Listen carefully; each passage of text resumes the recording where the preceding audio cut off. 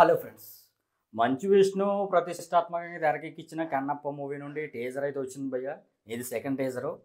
మరి నేనైతే చూస్తాను, ఒకసారి కాదు 4-5 సార్లు చూస్తాను.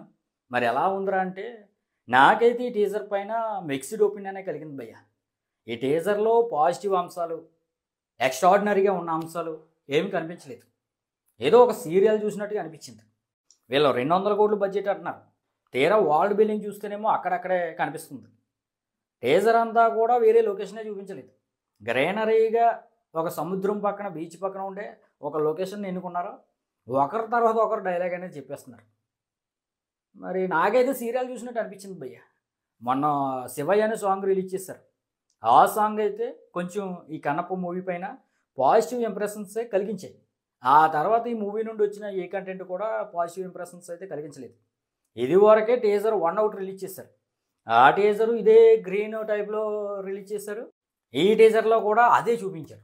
టీజర్ 1లో ఏం చూపించారు అదే చూపించారు. కాకపోతే ఒక్కొక్క క్యారెక్టర్ని రివీల్ చేసుకుంటూ వచ్చారు. పోనీ ఆ క్యారెక్టర్లో వేరియేషన్ ఏమైనా కనిపించిందంటే అది కూడా లేదు భయ్య. ఇంకా అక్కడే ఒకరి తర్వాత ఒకరు డైలాగులు చెప్పేస్తున్నారు. ఈ టీజర్లో నాకు పాజిటివ్ అనిపించిన విషయం అంటే భయ్య, బీజిఎం మాత్రం చాలా అద్భుతంగా ఉంది.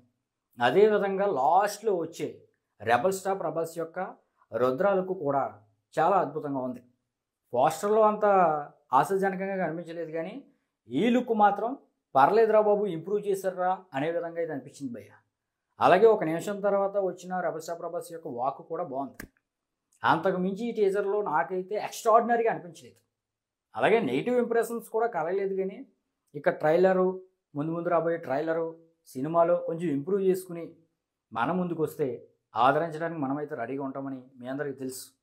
మరి టీజరు మీరు చూస్తే మీకు ఎలా అనిపించిందో కింద అయితే కామెంట్ చేయండి భయ్య. నాకైతే మిక్స్డ్ ఒపీనియన్ అనిపించింది. రెబల్ స్టార్ ప్రభాస్ యొక్క రుద్ర లుక్, బీజిఎం మాత్రం నచ్చింది.